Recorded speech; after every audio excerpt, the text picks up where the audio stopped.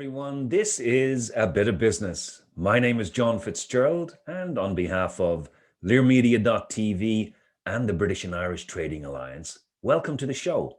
Returning to work, getting back to a new normal, easing of lockdown restrictions. Topical subjects for sure as we start to emerge from the past 16 months of the COVID pandemic. Yet any return to office-based working now has many strings attached due to the severity of COVID-19. I think it's fair to say that some version of remote working and the liberal use of hand sanitizers will be with us for quite some time. However, there are a ton of other considerations that employers and employees now need to be aware of as everything starts to loosen up once more. My guests today are Richard Hare, Catherine Hare, and Johanne O'Halleron from Peopletime, and they will help us unpack this subject in much more detail. Richard is the owner and director of Peopletime, which provides outsourced payroll, HR, and health and safety services to clients across the UK and in Ireland via its sister company. Their aim is to support business owners and managers in getting their people-related compliance done really well. Staff that are managed correctly give SME owners the space to focus on growing their business. And as a business owner and a qualified solicitor, Richard understands the need to be both pragmatic and legally compliant when dealing with employment matters. Catherine is an experienced company director with many years of business experience and has been the operations director at the Peopletime Group since 2006.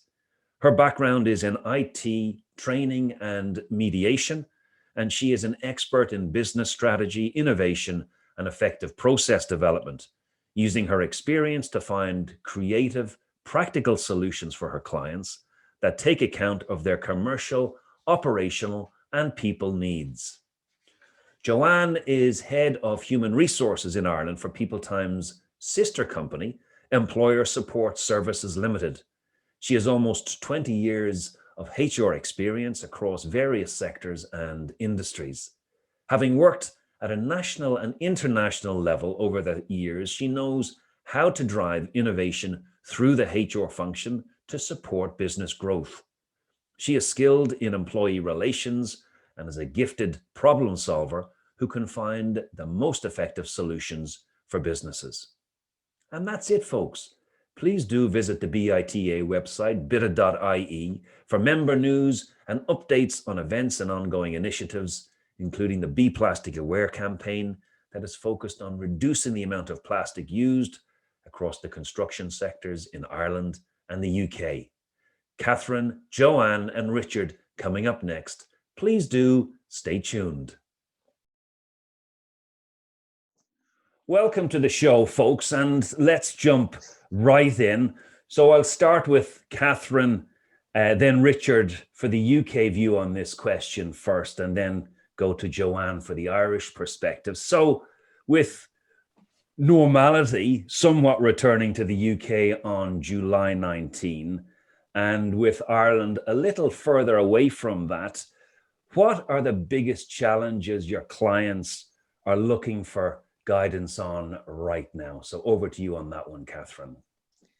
I think the biggest challenge people have at the moment is how to go back to work. The government is saying pretty much that they want people to start going back into the workplace.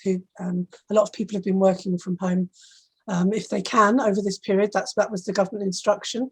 So how do you navigate back to work? What do your employees expect? Because there's a lot of pressure from employees for things to be different in the new way of working. And does that fit with businesses? Is it actually practical? Is it, does it make business sense to accommodate the demands of the employees? And do people actually, do they really want what they're saying they want? Because there's a whole thing about, I know from our business particularly, going into lockdown was hard people struggled with the move from working in the office to home, but now they're used to that. So is this just another version of that struggle? And do actually they really want the flexibility they seem to be demanding? And can the business accommodate it? I think that's across the board. I mean, it's sector dependent, of course, because for some sectors, they've never been able to work from home. So they have different challenges. But even in that scenario, you've got the challenges of how do we manage things like being asked to isolate because you've been in contact with someone with coronavirus. How does that look going forward? What rules are we going to put in place there? So I think for all businesses, there's challenges about putting in fair and reasonable policies now that cover as many scenarios as you can possibly think of, because there are so many variables, whilst trying to sort of keep your employees engaged and make sure your business can cope with what you agree to. You know, I think that's everybody's challenge. You know, there's a lot of different challenges about it. So I would say that all businesses are struggling in different ways with how they're going to manage this. Would you echo that, Richard? Yes, I think if we pick out one scenario, there's quite a lot of pent-up demand from employees to say, oh, I really like working from home, I want more of this. And the question we get asked is by the employers is, how do we manage that? It doesn't actually necessarily work for us to have all our employees at home. There are a lot of downsides to that potentially in our business. You know, how do we mentor junior employees if everyone's working remotely? How do we get back the collaboration we used to have when we were in the same office? Now, Zoom has replaced that to a degree. I think the consensus is that it's not as good as the water cooler conversations that people used to have. So it's about how do I balance the needs of the business with this desire by employees to have the flexibility that they've been used to over the past year or so. And that's the answer to that is first try and understand really what your employees' key needs are from flexible working, and then see if you can navigate a path between the two positions that works for both parties. Because of course there are also some benefits for the employer. Being an employer that offers flexible working makes you a more desirable employer. So that's a plus on that side for the employer. It's horses for courses, though. Different businesses have different needs, and like a lot of questions in this area, the initial answer is, well, it depends on your particular circumstances how we go about it, and those are the conversations we then have with our clients to understand their employees, and then try and help them plot a pathway. I'm guessing, Joanne, that there's some similar themes in Ireland. However, Ireland, certainly it seems that Irish governments and politicians have been a little bit more cautious, perhaps, in releasing things and easing restrictions. So what are you seeing from the Irish perspectives in terms of what your clients are coming to you to sort of find out about?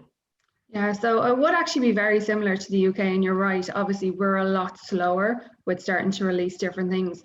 But I suppose one of the biggest things that we have right now, it's very much a topical issue, is around travel. We have a lot of people that will come to us because employees want to start traveling as the country opens up. You've got people that want to travel abroad. You've got people that want to go home and see their families that they haven't for an awful long time. And with that brings lots of different things for employers to be able to consider between, is it safe for people to travel? Where does it stand in terms of annual leave? What does their policy allow for? How do you then look after people's own fears around, well, if my colleague's traveling, where does that leave me? Am I safe then when they come back? And then it brings up a whole other plethora of issues around, like, vaccinations and, can you ask people whether or not they're vaccinated? No, you can't. But then where does that leave you? So the challenges, I think, get broader and broader, and there's much more specifics around them when you come to this time of the year and when people would normally be going on holidays and children are off school, and it just brings up a whole other different level of issues that you have to have a look at your policies and see, well, actually, as an employer, what am I willing to allow? How do I work with my employees around this, and how do I get that real balance to go? Because it's one that we're going to have to face going forward anyway, whether it's the summertime or the winter time, whether it's this year or next year. And I think that's a really topical one right now, and it's a real one that we have to be able to face. Are you seeing differences, Joanne, in how companies are approaching this? Are some being more proactive, or others being less proactive? Is there sectoral differences, or does it really depend on the leadership within the business? It's a good question, and I do think it's very dependent, because we've got some industries where, you know, you've got people that have worked constantly, like they haven't actually been at home, so they've been in whatever their working environment is. So for them to have a break, they actually want to physically have a break. So that obviously brings up a totally different conversation around what their annual leave looks like for them, and then in terms of health and safety. Where we have office workers that have been at home, they've had more kind of break time because they're in their own surroundings. So it is very much dependent on the industry and whether or not employees have been in work. Catherine, just a quick question for you on safety precautions, because the obvious, whether it's hand sanitizers or masks and social distancing, they're obvious things that will probably be with us for some time, I'm guessing. But there are probably a plethora of less obvious safety precautions that businesses now need to be mindful of. Can you sort of give us a bit of detail on the sorts of things that employers should be really thinking about now to keep people safe when they are back in the office?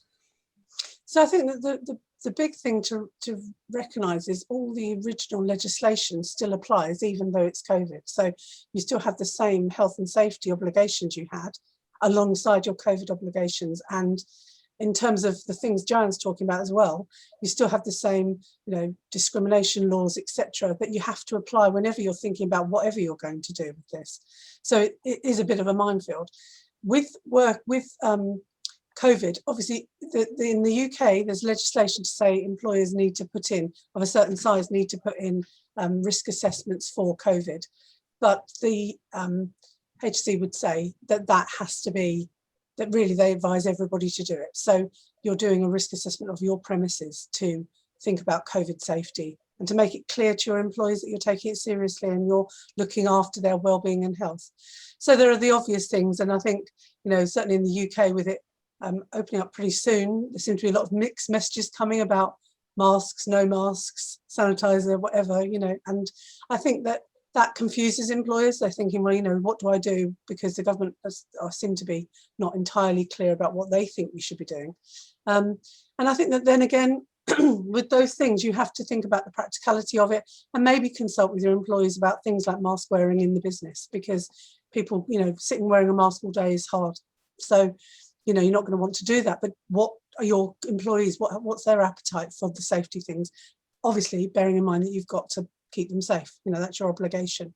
You've got to minimize infection, and you've got to show that you're doing that. So the other thing to think about is if now, as a lot of businesses are, they're thinking about some sort of hybrid working model where people are working from home that or continuing to work from home, some of, all of the time. Excuse me, when we started this, it was an emergency. So a lot of the things that as an employer you have obligations to do for your home workers perhaps didn't happen. But if that becomes a permanent feature of their working time, then employers have to think about sort of home working assessments, lone working assessments. How do you actually make sure that they're following the working time regulations, they're having breaks, how do you monitor their work? Because if that's what you're doing, like, have they got an appropriate workstation? So there's a lot of health and safety stuff that has to be applied, will be, you know, employees will be obliged to apply now that perhaps they might have been able to get away with because it was an emergency. But once it isn't an emergency anymore, then it's got to be considered. So there's quite a lot of health and safety things that have to be thought about as you change the way that your workforce work. You know, whether it's back to the office, whether it's at home, there are, you know, the core health and safety legislation is there, but it has to be now applied properly. So people have to actually do those risk assessments, and they have to make sure that they're thinking about the welfare and safety of their employees at home as well as in the office, if that's where they're going to be. So there's quite a lot to think about, I think, for employers. And Richard, everything that Catherine's describing there, I'm seeing pound signs and euro signs in my head. There's a cost involved for employers with a lot of this, whether it's a remote hybrid style working model moving forward. That means you have to have a home office setup. Maybe you need a laptop for the office, a laptop for the home office. So how are your clients responding to this? And do you see sort of the client base favoring one or the other to reduce and keep costs down? Because for SMEs, these can be crippling costs, quite frankly. Or what's the consensus? Or does it depend, as you said earlier? I think, unfortunately, it will be a depends type scenario. If you're a business that is very profitable, then laying out on home office kits, laptops, additional equipment may be something that you can manage reasonably well. If you're a business that is in a more competitive market, a small business that maybe was already struggling, then that may be a step too far. And we find our clients have sort of mixed and matched and tried to find a way. Unfortunately, COVID has seen a number of our clients substantially hit in terms of the amount of employees they were able to retain. They've had to cut their cloth in terms of employee reduction. So they just couldn't afford to keep everyone on, even with the furlough scheme that's been put in place in the UK and the similar support scheme in Ireland. So you're right. Money, unfortunately, it is a concern, and these are expensive times. Similarly, it's very easy for the government to say, well, you should conduct a COVID risk assessment and work out how to make your environment COVID safe. It's actually it's not that straightforward. The issues around COVID and how to manage it safely, there are a number of factors. So you end up often having to use an expert who actually understands this to help you, and there's a cost to that too. Otherwise, you risk getting it wrong. And Johanne, what's the chatter about unvaccinated employees coming back to the office? You mentioned earlier, can we ask people? Can we not ask people? Can you see a raft of potential future disciplinary or HR issues around this whole thing if unvaccinated people come in and maybe carrying the COVID virus and infect other people, or they may get infected by other people but be unvaccinated? Can you see issues in the future with this? Yeah, I can see lots of different issues, and from so many different perspectives as well. And I think right now, being in the little bit of the unknown and not being able to ask the questions obviously caused an awful lot of difficulties. But in particular, where I see a lot of concerns is from employees and their own mental health around the fear of it, because we've lived with this for so long. We've had to go through so many changes, whether it's you work from home or maybe some of your family work from home and some of your family have been like constantly in a workplace. And it's the fear that it creates around that, because particularly here in Ireland, our restrictions have been so high and heavy for so long, you get that fear mentality going. So, what happens if your colleague next to you isn't vaccinated and then you're asked to come into the office? How do you feel then? Do you feel comfortable coming into the office? What pressure then does that put on you as an employer to make sure that everybody's safe and secure and that you're managing everybody fairly and effectively? And I think communication around your own policies, so being clear on what your policies are and what you expect of employees, is going to be crucial going forward no matter what. And I think it's really important for employers not only to be clear on their own policy, but to continuously and repetitiously communicate that out and share with employees what they expect from them, so that they know where they stand, they know who they can ask questions to, they know where to go if they're having concerns, and to see what supports employers can put in place to help alleviate that fear, because we have to live with this. We have to be respectful, I suppose, of, obviously discrimination is one particular thing, but we have to be respectful of people's rights too. So it's to get that balance. It's throwing up a lot of dust right now, and it's trying to manage that and balance that. But I think clear communication from employers to all employees is so crucial. I sense that Peopletime, both in the UK and in Ireland, are going to be busy for the foreseeable future with all of this. But let me come to you now for a second, Catherine, and let's talk a little bit about testing regimes and the use of technology in the workplace to keep people safe. What are the trends that you're seeing around this across the UK? So the testing for coronavirus, that's a difficult one. Employers, when people are sick, You know, employers might put into their policy that what they want is for anyone who's unwell to do a PCR test and stay at home until they've had a clear one. You can't, how you enforce that would be very difficult. You know, asking for evidence of that, asking for evidence of a positive or negative one. Again, you're starting to stray into, you know, sort of issues where you're asking people about their health, which you have to have a very justifiable reason to do so as an employer. So both in the UK and in Ireland. So it's all those grey areas of how do you put that in place and how do you use things like testing to protect the rest of your workforce, what policies. And I think what Johanne referred to there, I think communication with your employees is the key, really, both consulting with them and then explaining why the business needs them to act in a certain way, because to impose some of these things is going to actually be quite difficult. You almost need to bring them along with you. So you have to therefore try and encourage a culture of everyone accepting their individual personal responsibility to keep their colleagues safe and to do the right thing by the business. Most people want job security. They don't want their business to go down. So if you engage with your employees, you can perhaps bring them on that journey with you and help and together have a responsible attitude to things like this, like being unwell, how you deal with that. You know, don't turn up to work if you think you've got COVID, that kind of thing. There's things you can put in place, things like, you know, temperature readers in the door, entrance ways. We certainly have that in our office now. And our policy is if it says you've got a temperature, you leave right there and then and you go. Now, we have a number of ladies of a certain age who get a bit hot.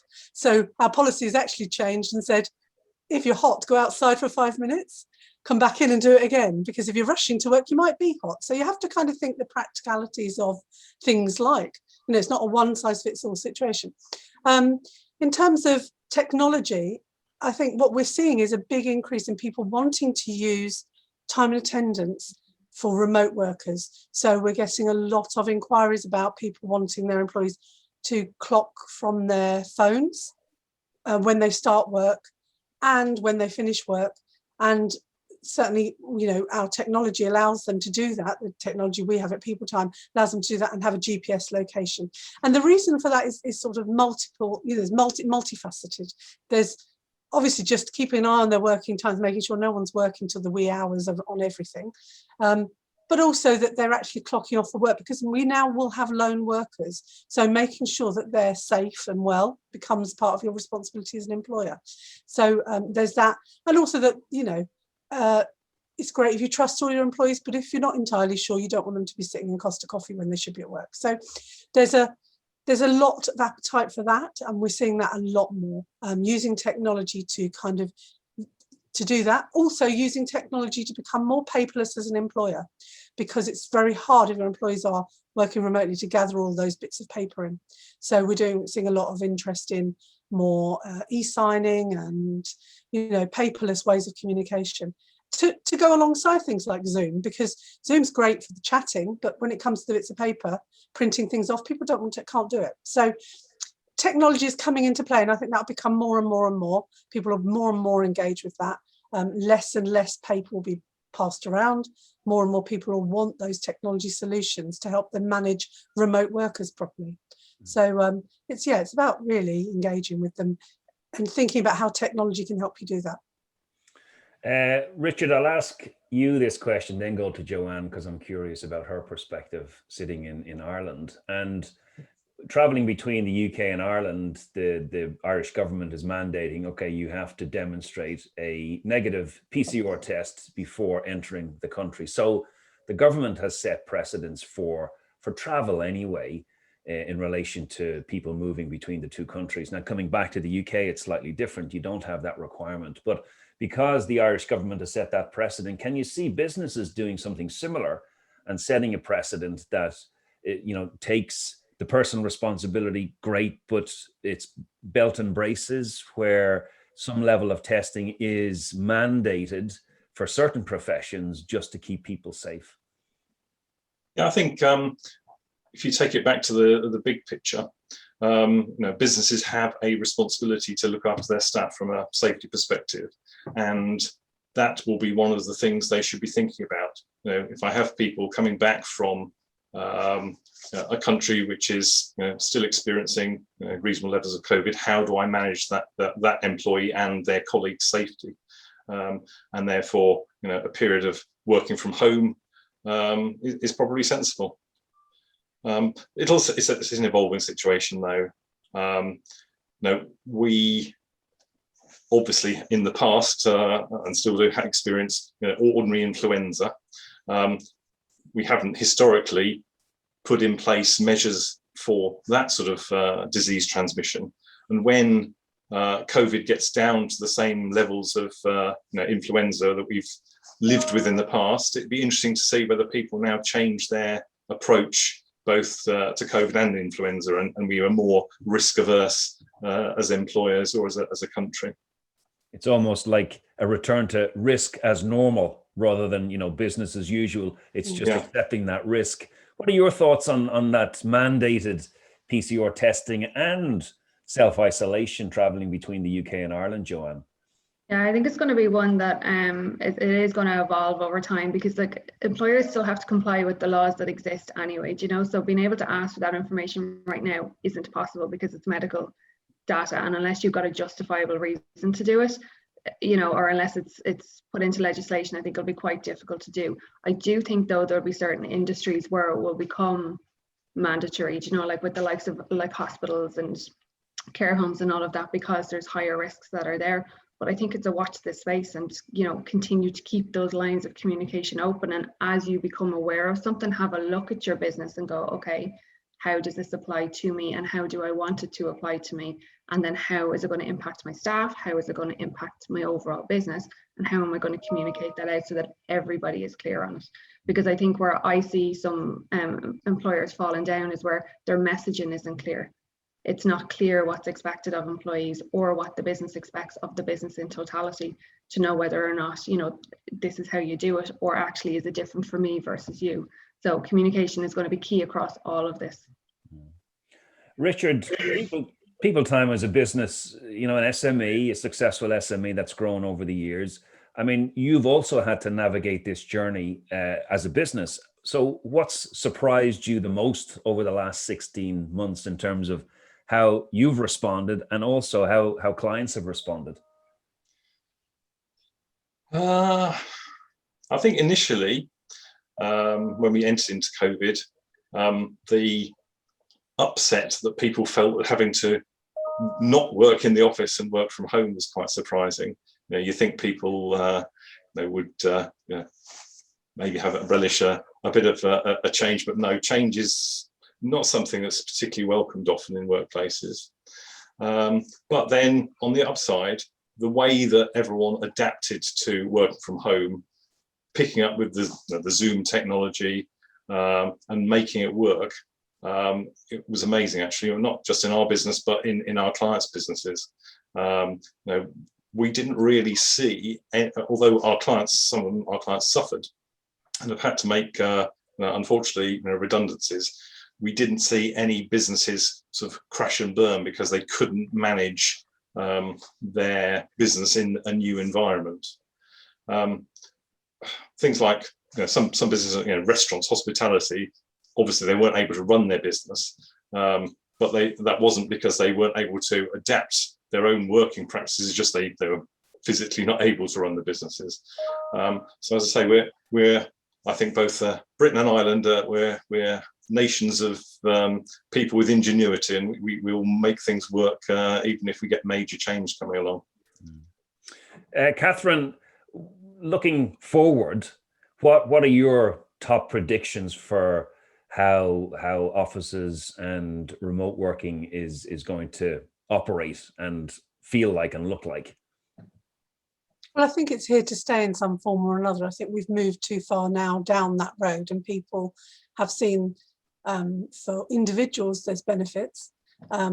Sometimes it's hard to see what the benefit might be for a business, and that's a challenge for employers, because as you pointed out, there's financial implications, there's operational implications, and that can be hard. But I think individual employees, their appetite for some sort of flexible working is going to continue. I'm not sure it will continue quite at the pace it is at the moment, because I think some of the things we've just talked about, people are still not appreciating how much they value being with other people quite yet, and they're still a bit fearful. So when that changes, as time goes on, we might see perhaps the appetite for working from home change. What we're noticing, and I think this is across the country, is that more people, the people who are more interested in working from home tend to be mothers, women, because they bear generally the bigger responsibility for childcare, and childcare has changed because of it. Even within our team, I'm getting that feedback from my team. I no longer have to pay for childcare because I'm working from home, or that sort of thing. So people, so there's a lot of concern out there that what we'll end up with is a gender divide, where women are keener to work from home because it makes their life a bit easier, and men are more likely to want to go into the office. And there's, in the HR community, concern about that it will increase the gender gap because the men will be present and the women will be remote.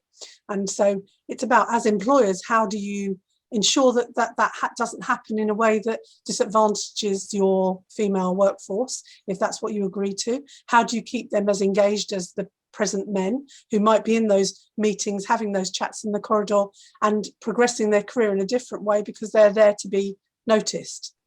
So it's a challenge. There's a lot of challenges, but I think that going forward, we will always be with working remotely in some of that flexibility.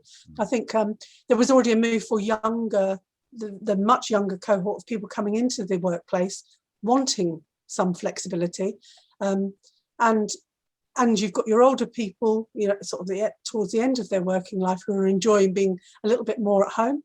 So it's just about, how do you make sure that all your young and your old are not at home in the middle bit or at work? How do you make sure you have a good balance across all the different levels of skill and knowledge and experience within your business to ensure that everybody still gets that flow of information and learning? It's a challenge. It really is a challenge, because we're definitely seeing a trend towards the working from home requirement being slightly skewed in certain sectors of the population rather than others. So, I think though will be, it's going to be a movable feast. As we said, it's going to keep on evolving. We're going to see what happens now, and then in time it will look different as people get a bit more confident, or they forget about COVID a little bit, hopefully. We'd all love to forget about COVID. So, we all move forward and we think we move back to a different way of working. But at the moment it's a transition again, just like the big transition from work to home is another transition. So it's a bit odd and scary, but I think it will settle to something a bit more workable. And it's just about being mindful of all of that with your workforce, really.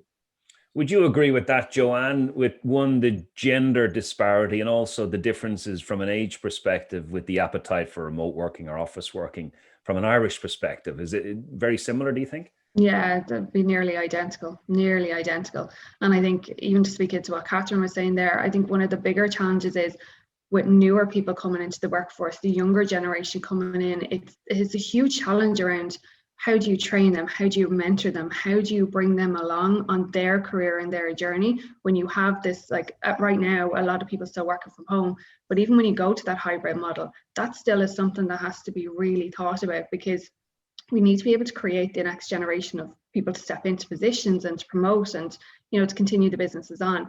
You need to have them around you to be able to do that, because how else do they learn? Like as much as theory is great, it is about the experience that you get and about listening to other people, and to do that through Zoom, you can't do it at the same level. Like Richard said earlier on, the water dock conversations and all of them, they're super important to be able to bring newer people into the team. Even people that have changed careers, you want to be able to bring them along and adapt them. So yes, the gender issue, I don't think we can dispute that's going to be a challenge. But then we've got, how do you balance making sure that businesses are able to grow and to bring their staff along at the pace that you need to be able to sustain employment, but to keep the skill set that you need in the businesses.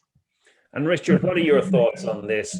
I mean, a lot of the BITA members and the community are involved in directly or indirectly in the construction sector. And fortunately, the construction sector, both in the UK and to some great extent in Ireland, managed to keep going during this whole crisis. Now, it was initially a diluted version where people were tentatively trying to figure out how do we make this work and social distancing, et cetera, et cetera. But the ship did move forward, and it seems to have worked, and construction is relatively healthy now. So are there lessons to be learned from how the construction industry has coped that would benefit other sectors? I think, I hate to say it again, but it is very specific to individual types of employment. So you can't translate the construction industry experience into your IT office because they're too different. So it is about understanding the particular workplace you're dealing with and then working towards a solution. Just to pick up on the previous conversation, the other thing that we have found on the age divide is that a lot of young people actually are conversely keen to go back into the office because that's often their social life. That's where they interact with people of their own age generally more than anywhere else often, whether it's just at work or drinks after work. And that's something that, having sort of got relatively young children, I know that's important to them. Another reason why, again, you've got a bit of a divide on who may or may not be in the office. And Johanne, from an Irish perspective, what do you see the major trends from a client perspective with the hybrid working? Do you see an appetite for people to embrace it and sort of run with it, or do you expect over the next 12 months people to just generally transition back and then have some version of hybrid working to give people flexibility, etc.? Mm-hmm. Interestingly, actually, we have a lot of people that have actually stayed within their workforce rather than working from home. And even in situations where we have had people that have been working from home, the appetite to go back into the office is actually quite large. And like what Richard was saying, for that social interaction, yes, there's a bit of fear and trepidation about, going back. But if you've had that balance, as we started to open up, even up last year, the excitement of going back and the excitement of being able to see other people is, it's being welcomed.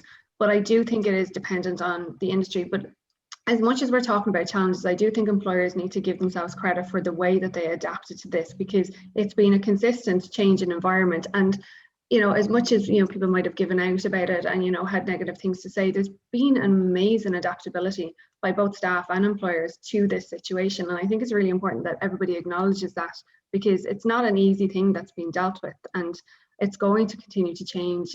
We don't know what the lay of the land is going to look like in 12 months. We have to be able to just roll with it. But to know that you can adapt to that, I think, is a huge credit to all employers. Catherine, last question to you. You're on television, and magically all business owners in Ireland and the UK are listening and watching you. What's your message to them around this whole topic of employee safety and getting back to normality? I think the main message is, whatever you decide as a business, remember that you have to be flexible going forward, that what you decide right now may not work for you as a business in a year's time. So keep reviewing your decision. Communicate really clearly with your employees. Consult with them where possible, but communicate really clearly about what you as a business expect and that it may change. Don't set up the expectation that this is going to change, because people need to get their heads around the fact that this is a movable feast, just as it has been all along, and that whatever's put in place now may not work for the business or for the employees in a year's time. And remember that the underpinning legislation still applies. So, you don't want to get yourself into a state where you've somehow fallen foul of the law because you put something in for COVID that actually completely contradicts something that you had as an obligation as an employer, both in the safety and the HR arena. Those laws still are there. They still apply, no matter what we do with COVID. So it's about navigating your way through what you want to do with COVID, whilst remembering all the original laws that stood before COVID and that they haven't changed at all. So I think it's that, sort of communication is the key. And I think we've sort of hit on that quite a few times, because it's different for every business, because what works for one business is absolutely not going to work for another, because every business has its financial considerations, its operational considerations, and its own workforce, which are different in different businesses. You know, if you're a tech business, your workforce is probably different to, say, my business, which is a HR business, which traditionally has a lot of women working in it. You know, a tech business might be our tech company clients, completely different cohort. So what works for us isn't going to work for them. So it's about, you know, it's so difficult to have a one size fits all message, really, because every business has to work it out for themselves. But communication, remember the law, remember your obligations as an employer, and try and, whatever you build in, try and remember it's got to be flexible. It's got to change, because it will need to. It's not going to be, we've sorted it out now and that's it forever. It's going to be 12 months time. We'll all have to revisit whatever we decide right now. Fair enough. I think that's some very wise words there. So, Catherine, thank you. Joanne, Richard, thank you so much for joining us. Your inputs were greatly appreciated. Ladies and gentlemen, this has been A Bit of Business. My name is John FitzGerald. Thank you so much for watching, and we will see you soon. All the best for now. Thank you. Thanks, John.